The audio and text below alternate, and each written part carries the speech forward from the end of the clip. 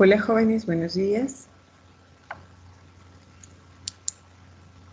¿Me escuchan, por favor? Buenos días, profe. Sí, es ¿Cómo profe. les va, Sí. damitas, caballeros? Bien, vamos a continuar con la clase que quedó inconclusa. Tiene dos partes, ya les había mencionado, sobre gestión ambiental, que será el último tema de este semestre. Así que, por favor, pongamos atención, porque creo que les había recalcado a ustedes que de esto no van a tener información bibliográfica. Se ha abstraído y extraído de algunos documentos y por lo tanto tendrán la grabación como la presentación, pero es preferible que ustedes también tomen nota de algunos aspectos. Por favor, me informan si es que pueden observar ya la pantalla compartida.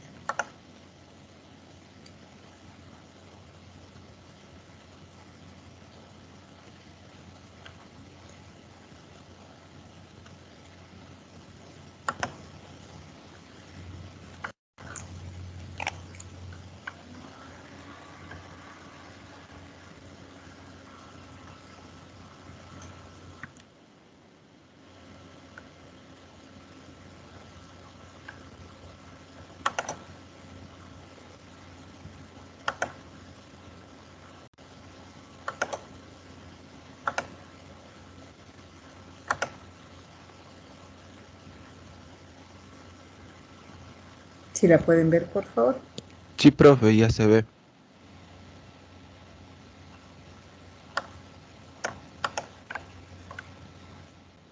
Bien. Voy a dejarla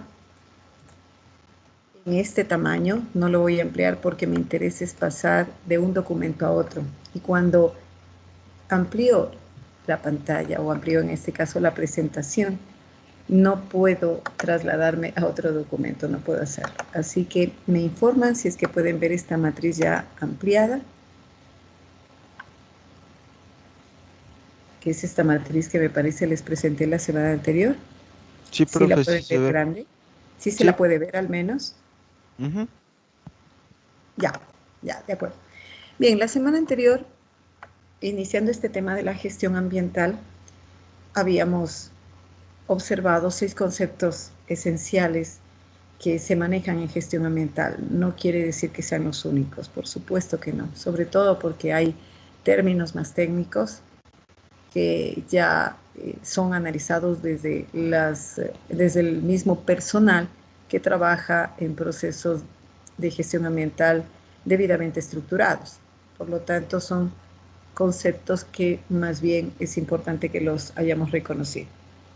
También el argumento legal, sobre todo en la parte esencial que recuerdan ustedes se había analizado, que son la Constitución de la República, el Código Orgánico del Ambiente.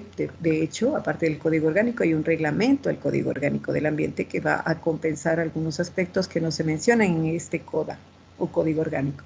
Y el texto unificado o TULSMA, que está integrando estos cerca de 8 libros. Recuerden que les había mencionado que el Código Orgánico actual también de alguna manera está ya abarcando estos libros, pero cabe señalar que algunos de ellos, por ejemplo, en el caso de la calidad ambiental, que es el libro 6, es desde el Código Orgánico, es más bien tratado como libro 3. No obstante, como les digo, aún están siendo estos libros utilizados sobre todo para tener una orientación clara en las actuaciones al respecto de estos aspectos y también en procedimientos técnicos alrededor de el proceso de gestión ambiental que se desarrolle en estos temas. Bien, también les había hablado sobre estas normativas de acuerdo que hacen o tienen el objetivo de regular a estos libros. Cabe señalarles que este TULSMA o texto unificado fue creado en 1999, es decir, antes de la Constitución del 2008. Por lo tanto, hay algunos vacíos. ¿Y qué es lo que se hace para ello? Se logran estructurar normativas y acuerdos que vayan reestructurando también y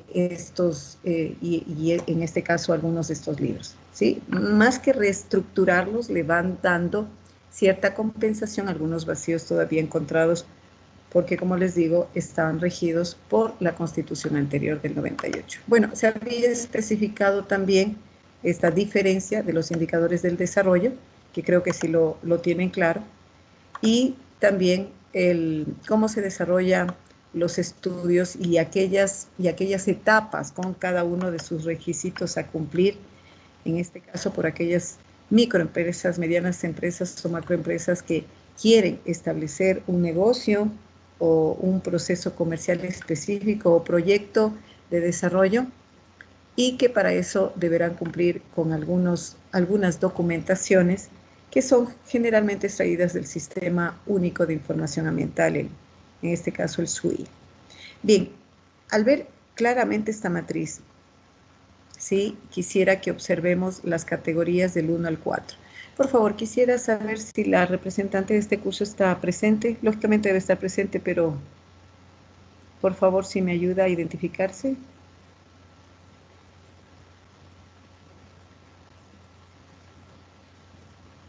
¿Quién es la representante de este curso? Si me ayuda a identificarse.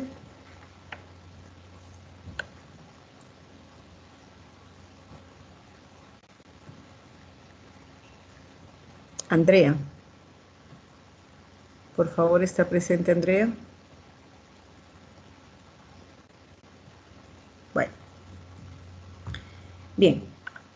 Vamos a esta matriz.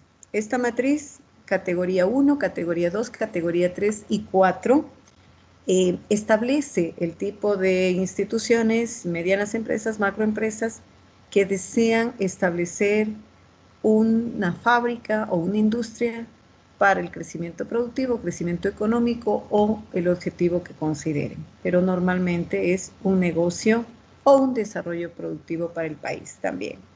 Pues bien, en estas tipologías o estas categorizaciones que de hecho se solicitan en la misma prefactibilidad, es necesario que para el inicio de su gestión establezcan claramente en qué categorías se encuentran.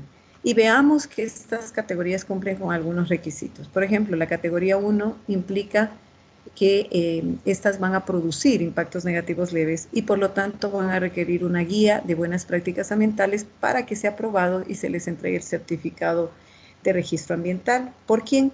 Por la autoridad ambiental, en este caso el Ministerio del Ambiente. Ahora, me voy a pasar a este documento de la guía de buenas prácticas ambientales. Aquí está.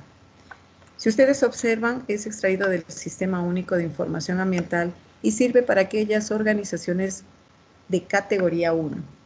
Y aquí podemos observar algunos datos, pero sobre todo orientaciones y recomendaciones de actuación en temas como gestión de residuos, consumo del agua, las emisiones atmosféricas, el ruido, el consumo de energía, el uso y consumo de maquinaria, cuando se utiliza maquinaria y productos químicos.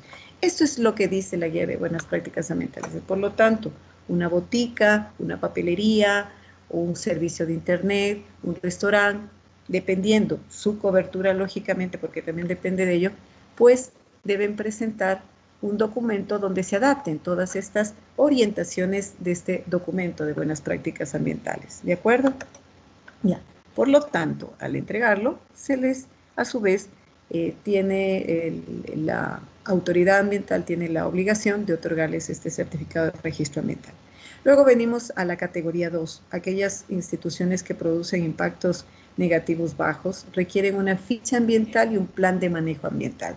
¿Recuerdan ustedes lo que les decía, de qué se trataba el documento de la ficha ambiental? ¿Alguno de ustedes, por favor, me puede decir o me puede recordar en qué consistía este documento?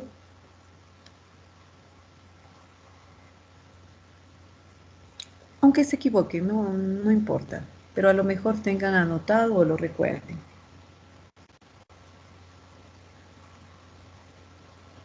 Cualquiera de ustedes, por favor. ¿Y qué consistía la ficha ambiental? Esto lo dimos la semana anterior. Sobre un permiso. ¿Ya?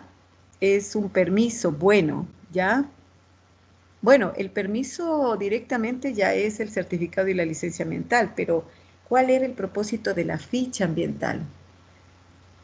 ¿O qué presumen ustedes que es esta ficha ambiental? Porque parece que no lo recuerdan.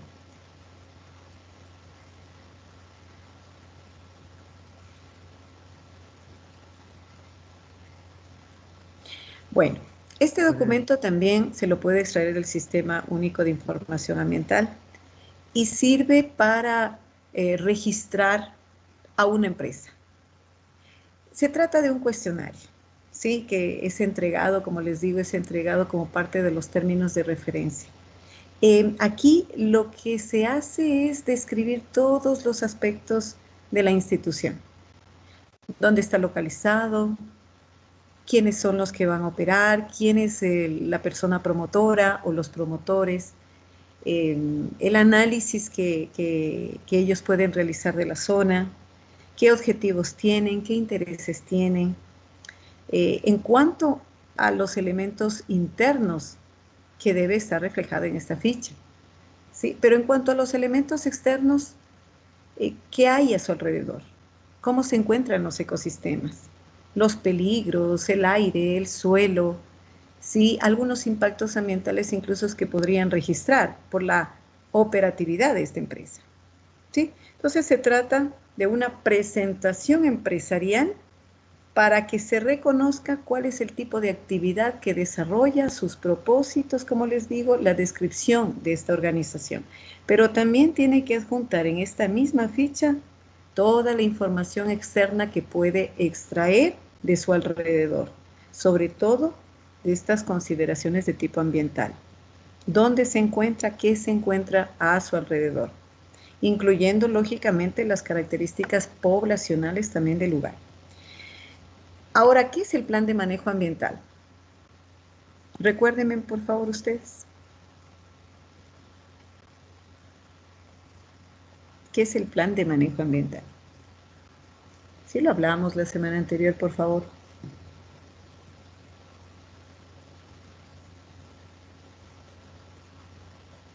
¿O para qué sirve?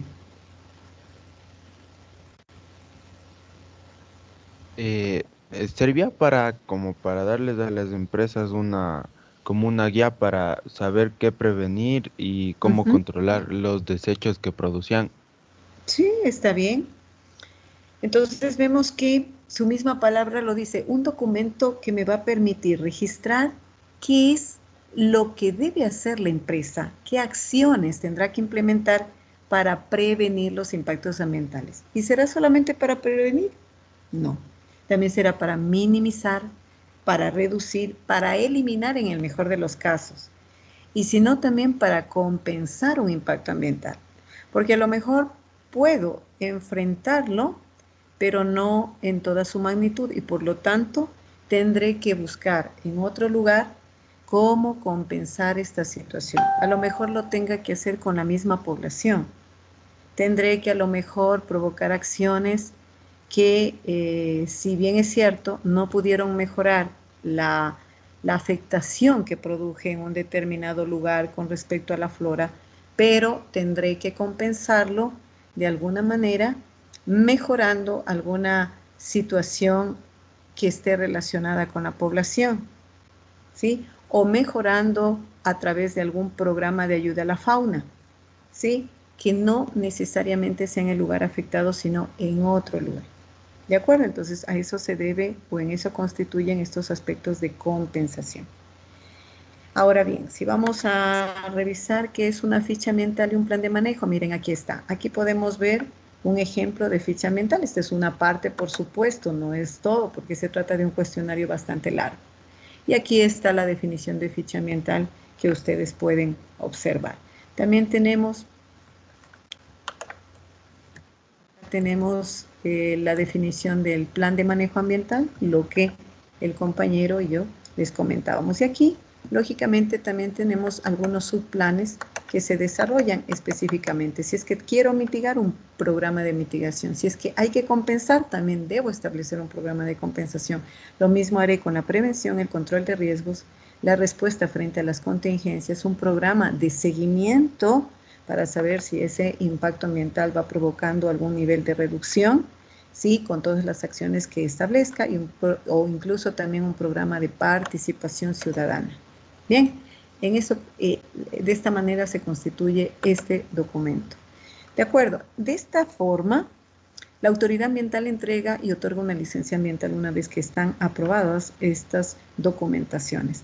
Pero vamos a la categoría 3 y 4, y esta 3 constituye impactos negativos medios que pueden producirse por efectos de su operación y requiere la ficha ambiental que ya la vimos, pero también una declaratoria de impacto ambiental. Recuerden que también comentábamos sobre este documento que se trata de una información entregada por parte de la empresa para que de manera declarativa, es decir, cualitativa, se declare el nivel del impacto ambiental.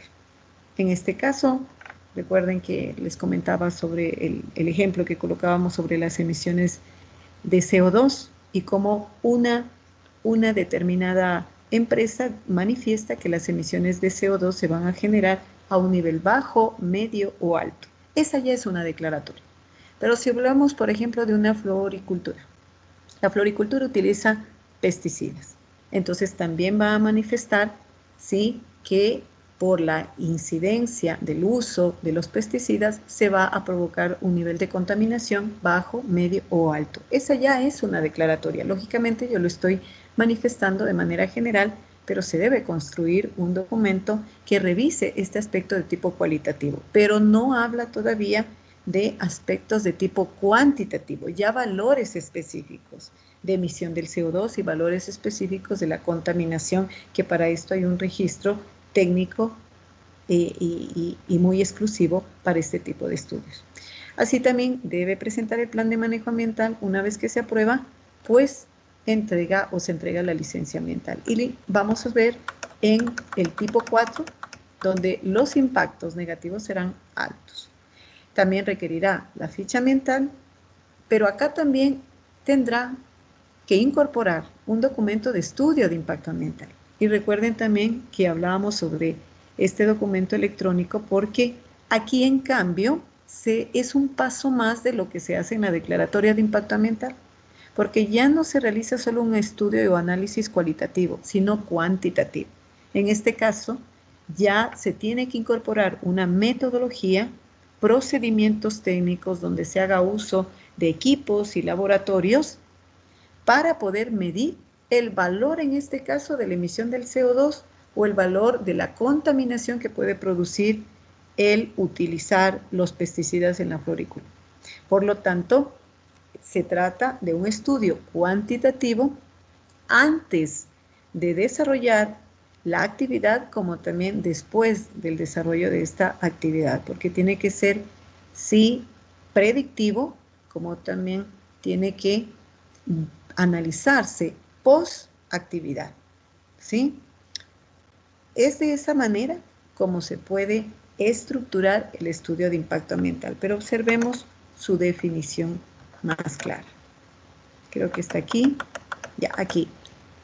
Aquí pueden ustedes revisar, miren, dice, son informes y otros documentos debidamente sustentados en los que se exponen los impactos o riesgos ambientales que un proyecto o obra de actividad puede generar al ambiente. Los estudios ambientales se dividen en estudios de impacto ambiental ex ante y ex post, declaraciones de impacto ambiental, ficha ambiental y los definidos en la normativa ambiental. Cuando se habla de que están debidamente sustentados, es porque hay un procedimiento respectivo técnico desarrollado donde hay valores cuantitativos que registran realmente el nivel de impacto que se puede producir. ¿De acuerdo? Regresamos, por lo tanto, a la matriz. Una vez entregados estos documentos, también se aprueba y se otorga la licencia ambiental. Ahora, quiero que observen que en la categoría 3 y 4 está un rótulo que dice participación ciudadana. Quiere decir que en estas categorías se les exige como un compromiso moral y corresponsabilidad social que hagan partícipes a los pobladores. ¿De qué forma?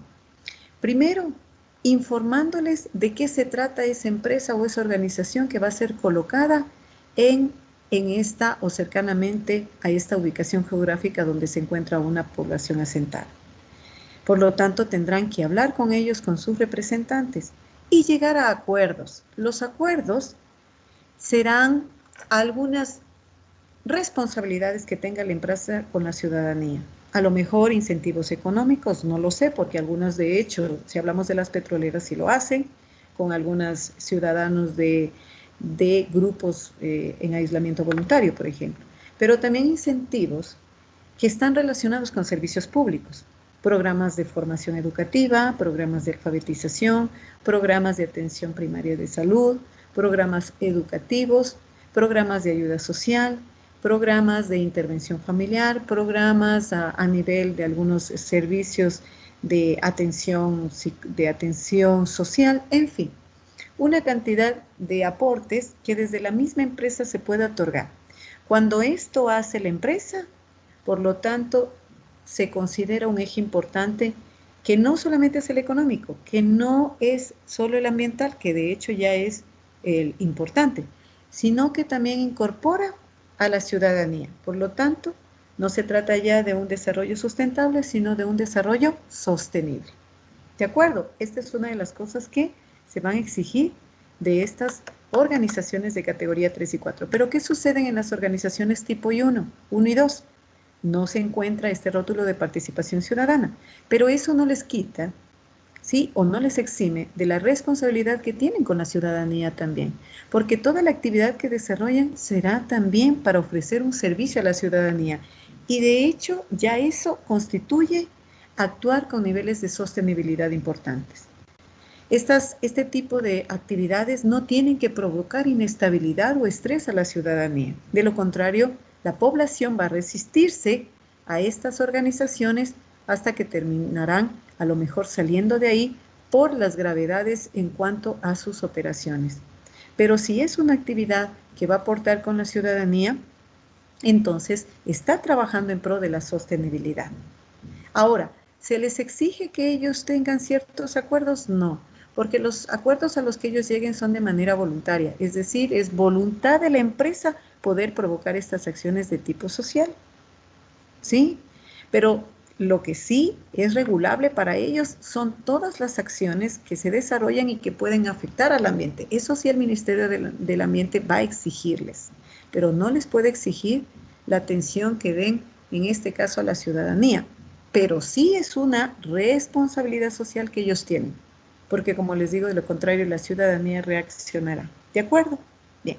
Además que en el Ministerio de Ambiente todavía hay una falta de técnicos que vayan a poder, que regulen realmente. Ellos normalmente se encargan más de estas categorías 3 y 4 que van a provocar mayores impactos ambientales. Bien, entonces vamos a pasar. Ustedes pueden ver esta documentación. Acá tenemos una siguiente documentación que es el certificado de intersección. A ver, recuérdenme cualquiera de ustedes qué es un certificado de intersección. ¿Cuál era el objetivo? Cualquiera de ustedes.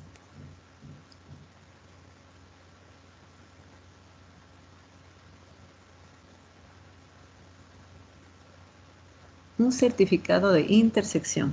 ¿Cuál era el propósito? Que también debe ser entregado. A ver, José Antonio Guaycha. Buenos días, Licen. ¿Cómo estás? ¿Te acuerdas de este certificado o no? Pues, algo. Y ya, recuerda, mira, más fácil así, recuerda, ¿con qué no tendrá que intersectar una empresa? Ya sea una fábrica, una industria, sobre todo. ¿Con qué es lo que no tiene que intersectar? Con áreas protegidas. Eso es todo, ¿verdad? Entonces, tenemos aquí este certificado de intersección. Miren lo que dice, es un documento electrónico generado por el Sistema Único de Información Ambiental en el que se indica si el proyecto, obra o actividad propuesto por el promotor intersecta o no con el Sistema Nacional de Áreas Protegidas. ¿Y qué hay en este Sistema Nacional? Hay parques nacionales, hay bosques, vegetación, hay áreas de biodiversidad de flora, fauna, hay áreas geobotánicas, en fin, una cantidad de patrimonio que tenemos en estos lugares que llegan a cerca de 56 y 60 áreas. Y esto lo protege este sistema nacional. Entonces, tiene que garantizar en lo posible que no intersecta. Por eso es también presenta este certificado, que mejor de no intersección. Pero si intersecta, entonces ahí sí tendrá que presentar un plan de manejo ambiental bastante más sustentado o un estudio ambiental bastante bien sustentado, que normalmente esto los presentan aquellas organizaciones de categoría 3, 4 y algunas posiblemente del 2. ¿Sí? Bien, pasemos por favor. Pasemos por favor, acá tenemos, aquí por ejemplo ya está la licencia ambiental para quienes tienen una categoría 2, se les entrega. Ahora, les decía a ustedes, ¿quiénes entregan esta licencia ambiental? ¿Quién es la que entrega? ¿Qué institución? Aquí en el Ecuador, ¿qué institución? ¿Qué ministerio entonces? Para que sea más sencillo. El Ministerio del Ambiente. El Ministerio del Ambiente. Ahora, no obstante, el GAD provincial, el GAD municipal, el GAD parroquial, también tienen la autoridad para hacerlo siempre que estén debidamente acreditados por la autoridad ambiental. Por lo tanto, si es que el GAD parroquial sí va a operar con alguna actividad específica, será el GAD municipal, es decir, su autoridad inmediata, la que entregue este registro o esta licencia. Si va a producir un GAD municipal, será el GAD provincial. Si va a producir el GAD provincial, será, por lo tanto, el Ministerio del Ambiente. Pero si estas son debidamente acreditadas, en este caso, la única, lógicamente, es autoridad del Ministerio del Ambiente. Si no está acreditada ninguno de estos GAD para hacerlo, porque el Ecuador o en el Ecuador, ellos forman parte de este gran sistema nacional de descentralización para hacer las observaciones en el ámbito ambiental. Algunas no están acreditadas, por lo tanto, mientras estas no se encuentren certificadas, quien tiene que entregar será el Ministerio del Ambiente. ¿De acuerdo? Ya. Ahora bien, creo que si observan, si es que reduzco un poco, se puede observar ahí, por favor. Creo que ahí sí es posible observarlo. Bien, ahora, ¿qué impactos ambientales podemos notar si no es al respecto de algunos factores bióticos y abióticos? Empecemos por estos factores abióticos que recuerden, les decía a ustedes que si vemos en algunas de sus divisiones está el viento, la energía solar, el clima, el aire, el suelo, el agua, pero específicamente hablando del suelo, ya vamos a hablar de otros más. ¿Qué impacto se ofrece? Y observamos algunos impactos que son de alteración de las propiedades físico-químicas del suelo. Si vemos aquí en esta imagen, ¿sí? Esta primera capa siempre estará constituida, integrada de algunos aspectos, o más bien de elementos orgánicos, específicamente de elementos orgánicos, y lo demás ya vemos que son otros tipos de suelos, ¿no? Pero esta principal capa es la afectada.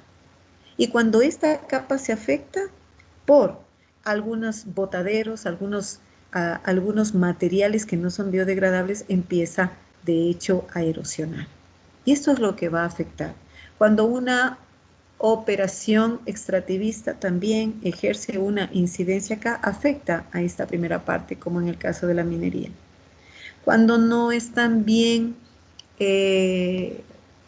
procesadas, o se elimina más bien algún tipo de agua residual, puede afectar y por lo tanto erosiona este suelo, porque estamos afectando esta primera capa.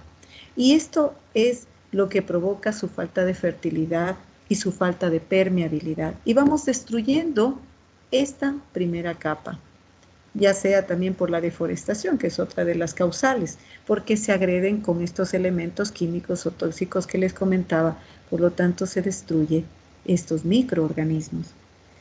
También tenemos riesgos asociados a la estabilidad de taludes. Hoy, con las lluvias, podemos observarlos más que nunca.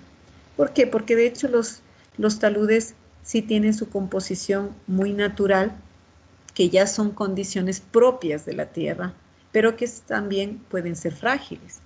Y aparte de esto, tenemos algunos que son desencadenantes, que son situaciones ya externas, por ejemplo, los terremotos, las precipitaciones fluviales, las lluvias, que de hecho son precipitaciones, algunas vibraciones, productos de las maquinarias que se instalan cercanamente a estos taludes, entonces puede afectar la estabilidad de los mismos. Por lo tanto, se altera la topografía, se aumenta la erosión y se producen más residuos sólidos.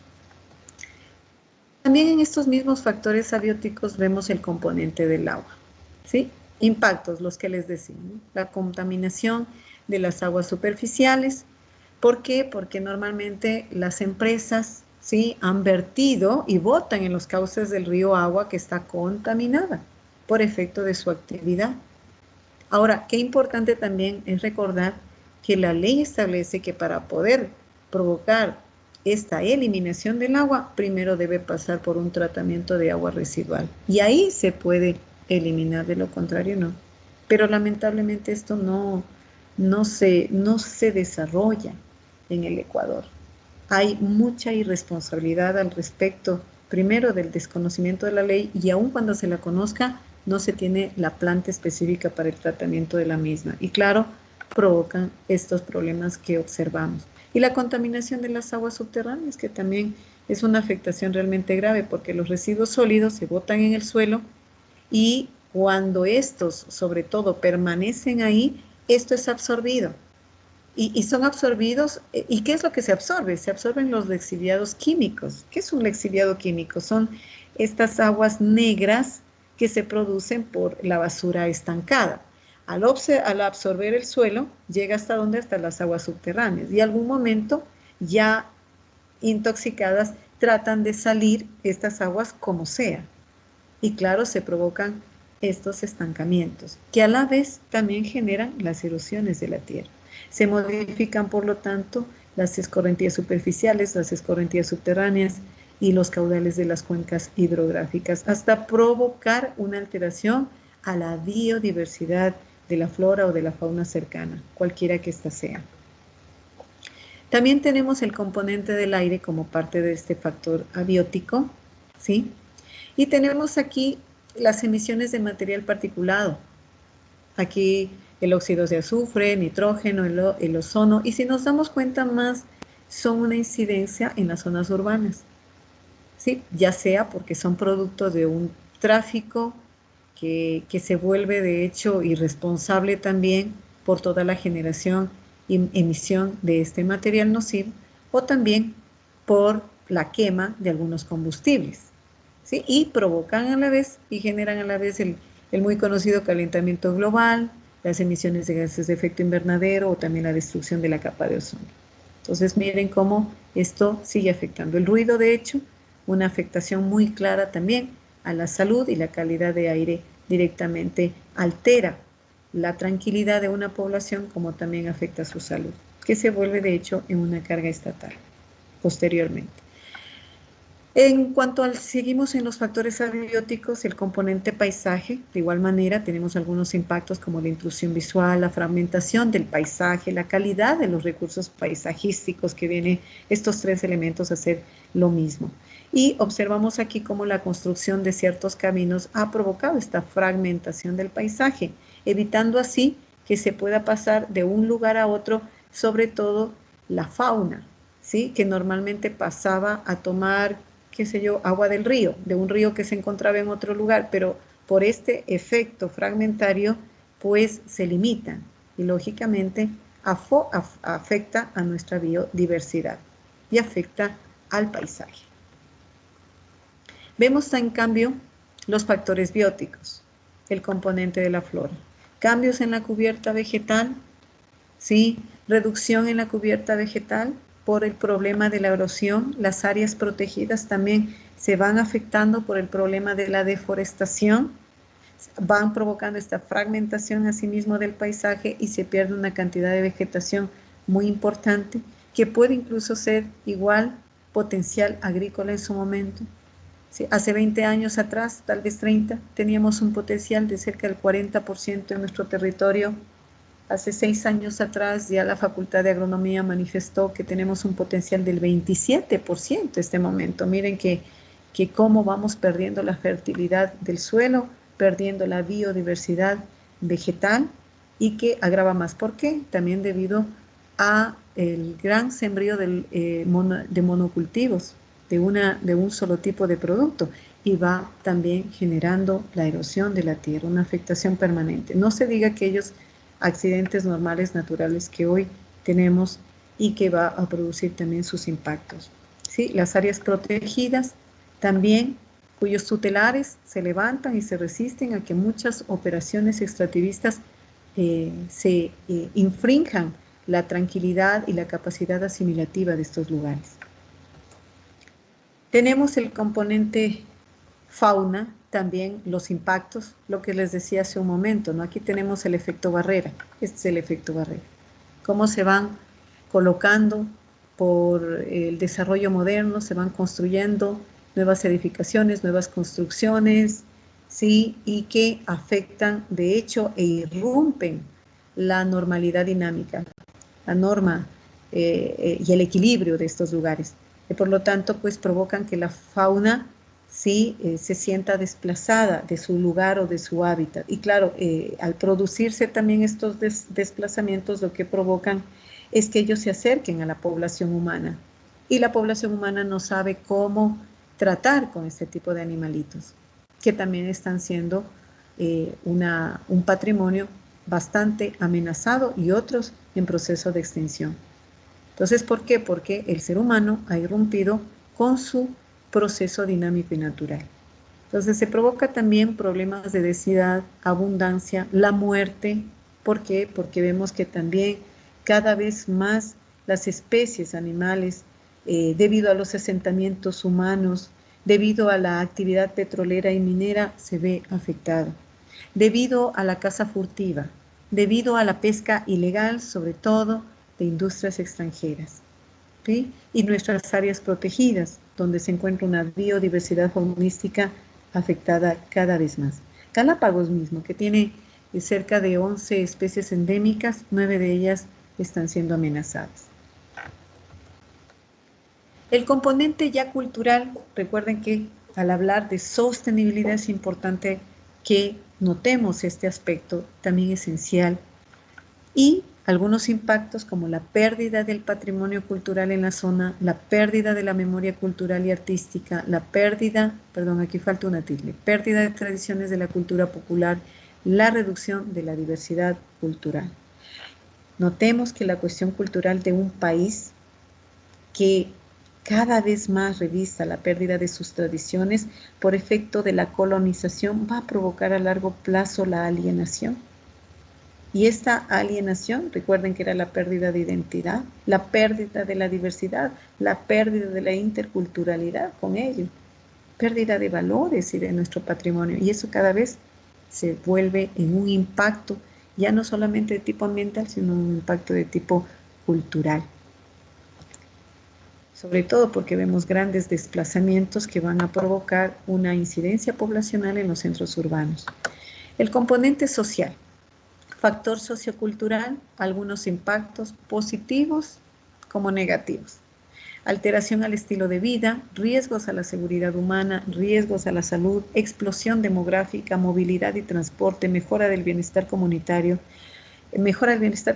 como elemento positivo, afectación de actividades recreativas y deportivas. Si bien es cierto, se ha tomado en cuenta muchos efectos negativos porque es necesario tener un nivel de concienciación sobre ellos, ¿sí? Y si es que notamos y observamos como un ejemplo específico que un centro educativo, pensemos en la Universidad Central. La Universidad Central se instala en un lugar, de hecho, en un medio donde había una actividad productiva y comercial significativa, pero cuando la Universidad Central se empieza a asentar, también aparece el tráfico, aparecen el asentamiento de algunas tiendas, discotecas y bares como servicios, y que a la vez protagonizan una serie de problemas que alteran la tranquilidad del lugar. La tranquilidad que en algún momento incluso la misma actividad comercial tenía, ¿sí? Pero que esto va provocando un riesgo cada vez más que, claro, la población frente a estos riesgos se resiste. Por eso es que también se ha resistido a la instalación de bares y discotecas cercanas. Una población que vive tranquila y sabe que un bar va a llegar a su territorio, pues tiene que ser bastante bien analizado, y cuando este no es bien percibido, la gente se resiste fácilmente a que ésta opere.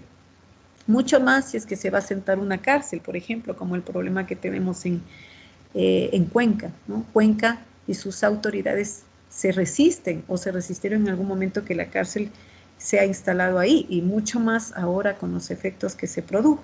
Entonces, si alguien menciona que un lugar como este se instalará en un barrio, lógicamente habrá mucha resistencia de la población porque saben todas las afectaciones que se pueden producir y los efectos que va a protagonizarse por esto: el tráfico de drogas, la delincuencia, el robo, una cantidad de efectos realmente nocivos para una ciudadanía. Y esto, pues, es necesario que se provoque una buena gestión para que estos lugares se instalen en otros lugares que sean específicos, ¿no? Como por ejemplo, tenemos la Foch, que es uno de los espacios que usted sabe que es de diversión, y claro, será más regulable y serán zonas que necesiten mayor regulación, ¿sí? Porque también hay una relación muy clara con las afectaciones al ambiente. ¿Y cuándo afectamos el ambiente? Por la situación del ruido, del tráfico, hay más contaminación, hay más generación de basura y está afectando realmente también a los centros urbanos, afecta a la fauna urbana, ¿sí? Afecta a todos nuestros espacios urbanos. Y claramente, cuando hay esta afectación, la ciudadanía no vive adecuadamente, ¿sí? Igual podemos ver en el componente de infraestructura, la sobrecarga de la infraestructura de servicios, la expansión de la infraestructura local y regional, los cambios a la arquitectura urbanística, que es hermoso, sí, se observa, de hecho, una imagen llamativa, es interesante, vemos una ciudad bastante moderna, sí, pero que hoy por hoy también las instituciones van a establecer mayor regulación para que todo tipo de edificaciones pueda promover una acción más amigable con la naturaleza. Por eso es la atención de los municipios por ampliar las zonas de recreación que sean cada vez más naturales. Pero los seres humanos lo que hacemos es estropearlo, ¿sí? Entonces es importante recordar que si bien es cierto el desarrollo moderno va en camino, a veces es tan imparable, pero también es importante que se vaya regulando sus construcciones para que éstas sean más evidenciables en tanto su parte natural. Por eso es que algunas de ellas ya han establecido algunas terrazas naturales, en algunos departamentos también, que se visualice y se observe, y más que todo se busque la manera de cuidar este elemento natural. Y esto va a ser una exigencia, igual, está siendo una exigencia este momento y va a ser una exigencia futura. Entonces también recordemos que hay desde el factor económico algunos aspectos también positivos, no solamente, como les decía, negativos. ¿Por qué? Porque el asentamiento humano en cuanto a estos servicios va a provocar el aumento de fuentes de empleo, el aumento del valor de los bienes de plusvalía, lógicamente se elevarán sus costos, sus precios, el desarrollo de actividades de turismo, el aumento de valor de los tributos, porque si hay una actividad comercial van a pagar más impuestos que llegará a la caja fiscal y por lo tanto tendrá dinero el Estado. El incremento de las actividades comerciales que a la vez se dinamiza con el empleo, que se da el empleo a personas cercanas de nuestra población. Eso ya es una acción sostenible. Por lo tanto, cuando el tema económico, que no va a parar nunca, porque esa es de hecho uno de los objetivos de colocarse una microempresa, pero también es cierto de qué tipo de servicio voy a brindar. Porque cuando como ciudadanía encuentre un servicio o una organización o una empresa que va a beneficiarme, entonces yo me sentiré más tranquilo y no me resistiré a que esta empresa sea colocada en este lugar.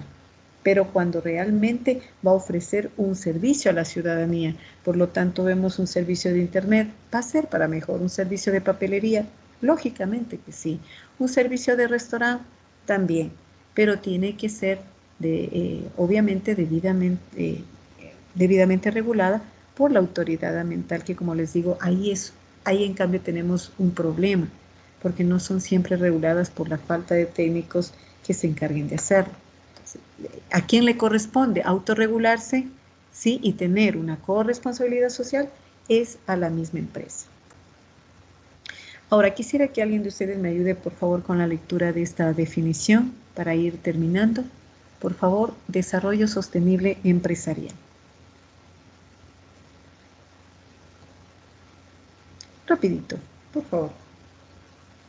Ya he leído, profe. Por favor. Dice, compromiso voluntario de la empresa a contribuir con un desarrollo económico y el establecimiento de metas empresariales compatibles con el desarrollo sostenible, trabajando con sus empleados, familias, comunidad local y la sociedad en general, para mejorar su calidad de vida y de las preocupaciones medioambientales en sus operaciones y relaciones comerciales.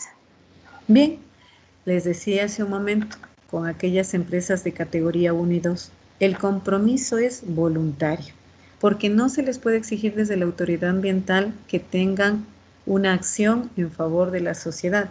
Por lo tanto, se vuelve una responsabilidad moral y social que tenga cada una de las empresas.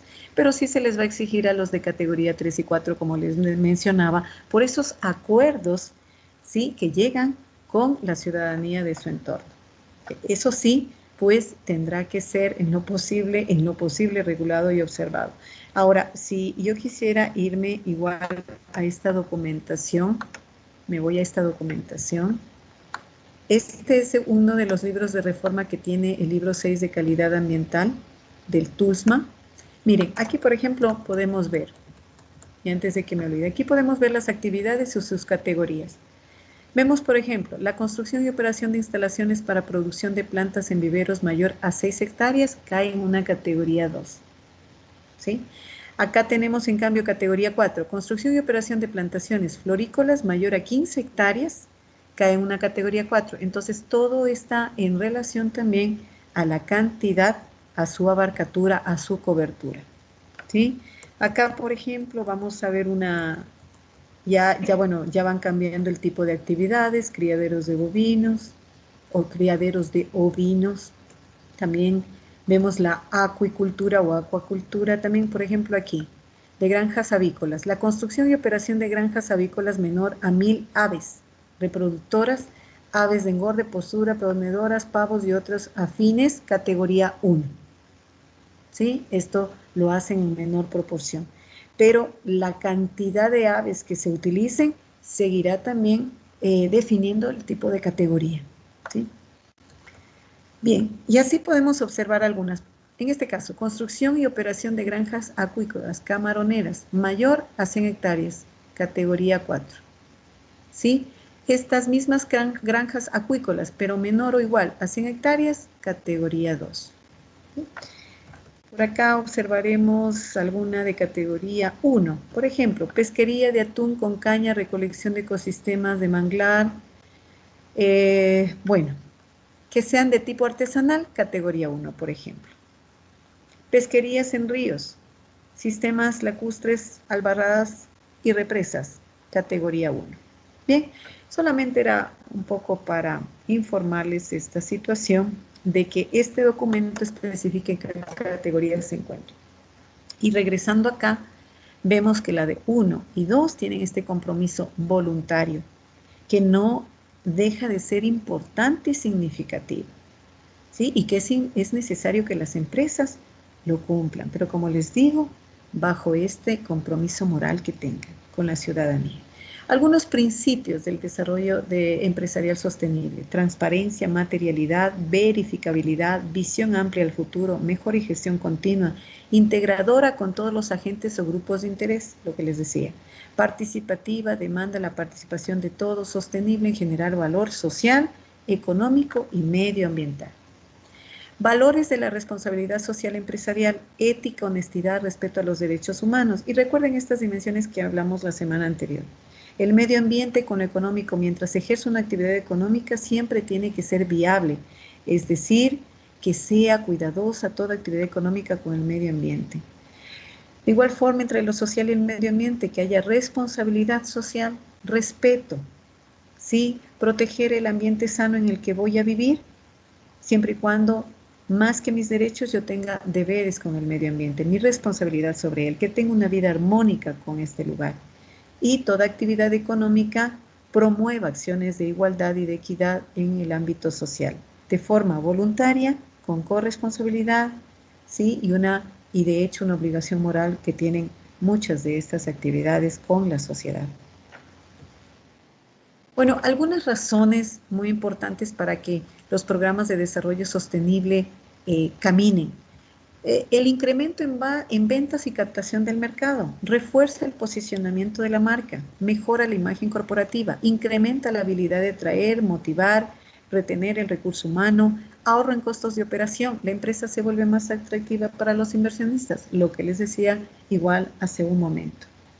Como empresa es importante que se utilice estrategia o estrategias para demostrar su sostenibilidad. Eso puede conllevar a crear una mejor imagen, a ser más atractiva para los inversionistas.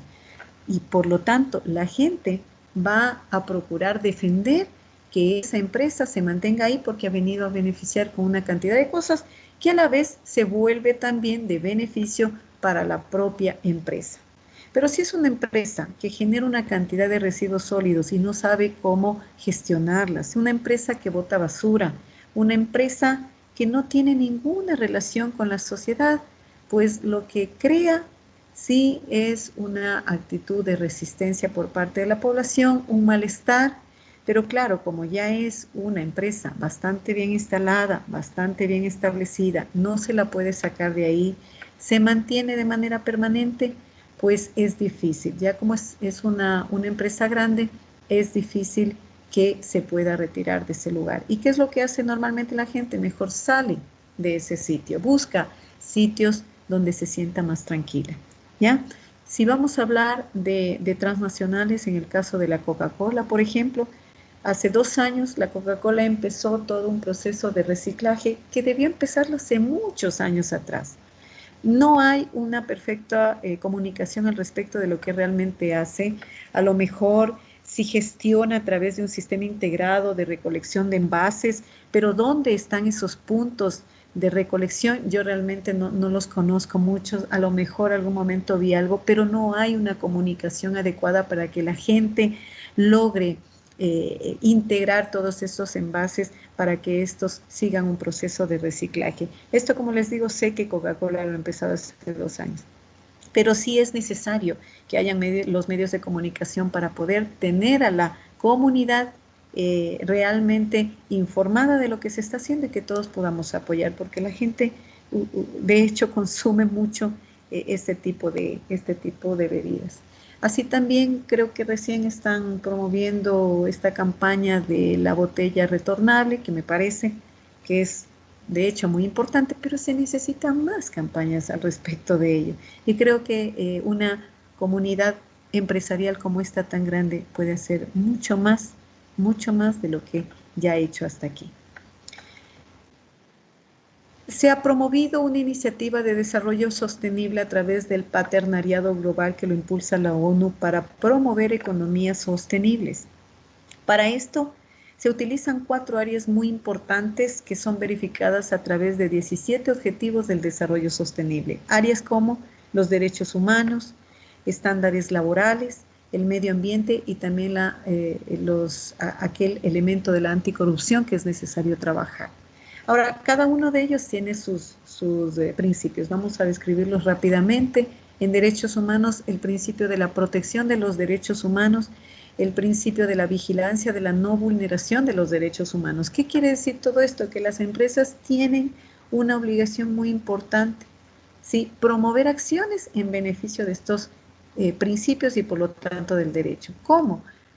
A lo mejor previniendo riesgos laborales, previniendo la explotación laboral que se producen desde ahí, promocionando la salud de sus empleados a través de programas de atención primarias de salud.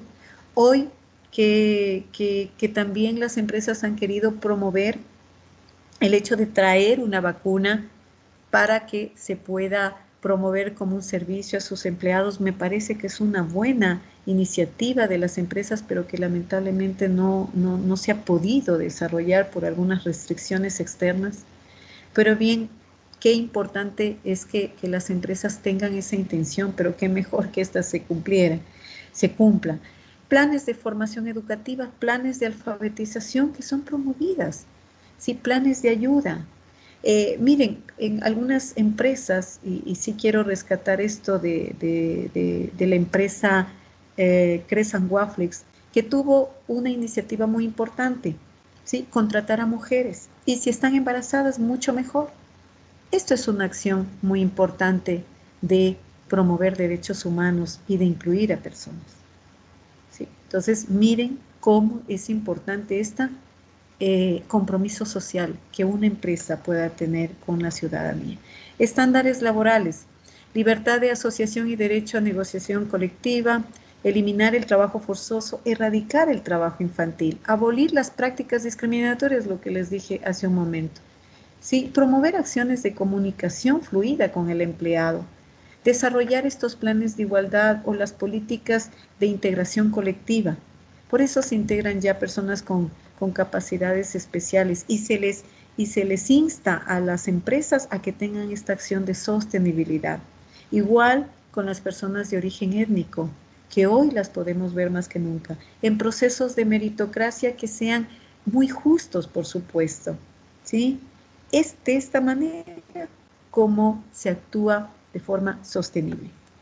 Con el medio ambiente, principios de protección del medio ambiente, responsabilidad ambiental, desarrollo de tecnología respetuosa del ambiente, que los empleados tengan una formación medioambiental para que ellos sigan respaldando desde sus acciones, programas de reducción de consumo y residuos, que ellos tomen en cuenta cómo hacerlo. Bueno, también, aquí falta también las políticas de anticorrupción, ¿no? Que también deberán promoverse a través de políticas de transparencia para enfrentar los sobornos, para enfrentar la extorsión que se realizan con algunos empleados. Acá, por ejemplo, tenemos los 17 Objetivos del Desarrollo Sostenible y cada uno de estos objetivos también, su integración va a fortalecer esta dimensión ambiental, esta dimensión económica, esta dimensión social. Quiero mostrarles, y me voy ya a dirigir como último de los documentos, a ¿sí? El Global Reporting Initiative, que es la iniciativa del reporte global. Este documento lo que hace es registrar algunos indicadores de sostenibilidad y subindicadores en las 3 áreas específicas, en el área económica, ambiental y social. Por ejemplo, acá, vamos a ver, ya termino, jóvenes. Aquí, por ejemplo, vemos al indicador de la categoría social. Y esta categoría social va a tener algunas informaciones en cuanto a sus indicadores y a subindicadores, que deberán ser cumplidos por aquellas empresas en el mundo que quieran demostrar sostenibilidad. Aquellas empresas que voluntariamente lo quieren hacer, lógicamente desde su capacidad o cobertura, porque no es lo mismo hablar de una categoría 1 a una categoría 4. Desde esta iniciativa se promueven los indicadores sociales, económicos y medioambientales. Sí, el medioambiental está acá más arriba con cada uno de sus indicadores y claro, es importante que las empresas tomen en cuenta mucho documentaciones como estos para que guíen una acción más viable, más factible, más amigable con su medio ambiente. Por ejemplo, aquí vemos la categoría ambiental y más arriba tenemos la categoría económica. Bien, jóvenes, hasta ahí. Bien, hasta ahí ha sido presentada la clase del día de hoy. De haber alguna inquietud, si hay alguna inquietud, con todo gusto. Si hay inquietudes con respecto a la administración de la asignatura también, si algo a lo mejor habrá que aclarar, creo que el día lunes ya con ustedes se ha solventado alguna duda al respecto de las actividades que nos vienen, sobre todo de la evaluación sumativa que recuerden ustedes será para el sábado 27 de 9 de la noche a 10:20 de la noche. Hasta aquí, jóvenes, eso es todo. Recuerden, la próxima semana, el día lunes, en el mejor de los casos, les entregaré la nota sobre 13, si no lo haré el próximo día jueves, por favor. Todo dependerá de cómo me apuren calificar el último trabajo. De hecho, hay un trabajo que todavía estoy calificando, que es la cartografía conceptual. Yo me imagino que entre hoy y mañana ya tendrán sus notas subidas. Eso es todo, jóvenes, de mi parte. Me despido con esto, a menos de que alguien quiera preguntar. ¿Sí? Profe, disculpe, con respecto a la prueba, Claro. resulta que el sábado 27 está No le programada la escucho, prueba. Joana, un poco más alto, por favor. Perdón, resulta que para el sábado 27 tenemos el examen de COE Joana, y créame también, que no les... Ahí, a ver, perdón, Joana, ahí, a ver, ahí me escucha, sí, ahí le escucho bien, Joana. Gracias. ya, es que resulta que el día sábado 27 tenemos la prueba también de COE, el examen de realidad de COE a las 8 de la noche. Y A las le 8. pedimos a la licenciada de COE que si nos podía cambiar la fecha, pero nos dijo que no, puesto que ella tenía ya puesto en la guía.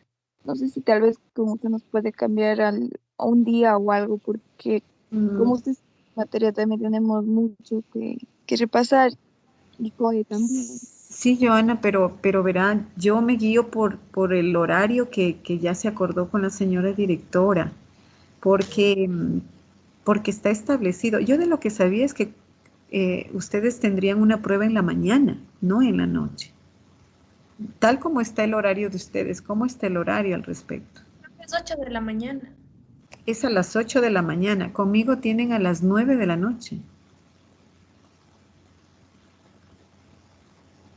Joana, no sé si eso era o yo no le entendí o porque se trata del mismo día. O sea, era más por lo que estaba en el mismo día. Sí, pero yo no puedo cambiar esto, sobre todo porque ustedes ya han venido trabajando y dando pruebas progresivas conmigo y ya han tenido un acercamiento con el estudio de estos temas. Y lamentablemente es así, a veces ustedes tienen dos exámenes en un solo día. Ustedes lo esa es la misma situación que tendrán entre semana. Si yo me pongo entre semana, en ese mismo día tendrán dos exámenes, da lo mismo.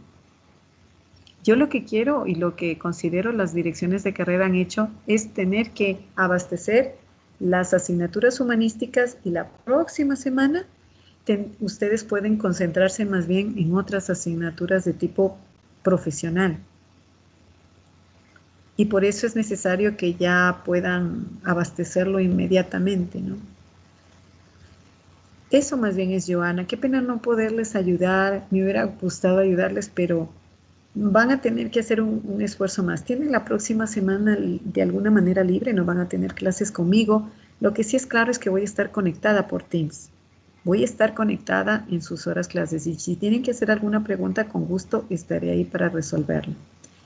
Pero es importante que yo sé que tienen un poquito así abundante de teoría, hay algunos libros que tendrán que estudiar, pero si se ponen a fijar, y esto lo hice ayer con uno de los cursos, pónganse a medir en cantidad, realmente ya ustedes han venido estudiando mi materia y mis temas a través de los controles de lectura. Por ahí pues es una ayuda importante. Para la última prueba también ya estudiaron. Lo que les falta es estudiar esta tercera unidad. Y miren que para esta unidad, este tema de gestión ambiental, no les voy a entregar bibliografía. Para eso está la presentación y las notas que ustedes puedan haber tomado en clase. Por eso es importante estar en clase. Y aparte de eso tienen la grabación, porque si les envío toda la documentación en la cual me haya basado, es bastante amplio. Por eso prefiero entregarles solo la presentación y que tengan su clase respectiva. Así que sí, van a tener un poco más que esforzarse al respecto, damitas y caballeros. Eso es de mi parte. Disculpen no poderles ayudar con ese cambio. Yo misma no puedo cambiar. Esto lo hacen las direcciones de carrera y con ellos acordé. Y realmente una de las sugerencias que le di a la doctora es que se pueda solventar también las materias antes, como ya también estaban establecidas en las planificaciones. Eso es, damas, caballeros. ¿Me escuchan, por favor? Ya, bueno, bien chicos, yo les deseo todo lo mejor.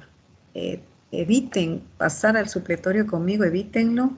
Sí es un poquito de riesgo, pero más bien tengan toda la predisposición, sean positivos, pero ante todo lean con mayor concienciación y verán que les va a ir bien en la prueba, verán que sí. Y el resultado que tuvieron en la prueba anterior es porque considero no pusieron toda la atención posible. Distribuyan bien su tiempo, distribuyan por días, denle a una asignatura un día entero y ya. Y verán que van a poder responder sin problemas. Hagan su mejor esfuerzo y su mayor esfuerzo. Es lo único que les puedo solicitar. Va a haber 40 preguntas, me parece que ya les informé cómo va a ser, van a tener libre navegación. Y de mi parte, elaboraré preguntas de opción múltiple, verdadero y falso, y de respuesta corta, que serán muy pocas, por cierto, que estarán sobre la base de lo que han estudiado conmigo, no más allá de eso, no más allá de las páginas que también ya les he establecido que tienen que estudiar, porque hasta eso pues les he enviado, porque si no les dijera lean todo, pero no es así, también he limitado las páginas. Eso es, damas. Me despido entonces. Que pasen bien, nos vemos con ustedes el día lunes. Voy a estar conectada. Le informaré a su representante si les entrego las calificaciones ese mismo día para que todos aparezcan. Si no, como les digo, el día jueves. Sobre 13 puntos. Que pasen bien. Listo, gracias. Gracias, profe. Ya, damas. Ya, Profe. Gracias, profe, hasta luego. Hasta luego, luego. profe.